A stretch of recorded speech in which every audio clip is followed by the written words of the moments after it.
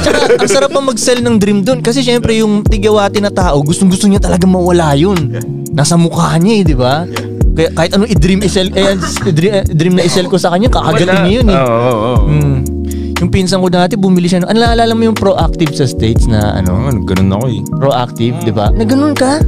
Nung hininto mo, dumami? Hindi naman. Pero parang hindi ko masyado nakita yung benefit niya para sa presyo. Wait. Na-acne ka ba? Acne?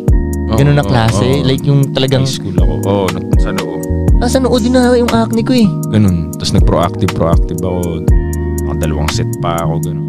Yung pinsan ko, may ano din, mapresyo din yung proactive, no? 15,000 ata yung isang set. Ay, hindi, sa States na ganun yung pinsan ko eh. Parang ganun eh. Basta yung nag-proactive siya dun, tol, gumaling. Yeah. May sweldo pa siya nun eh. Natanggal siya sa trabaho, wala na siyang pangbili. What? Dumami ng matindi yung ano niyo.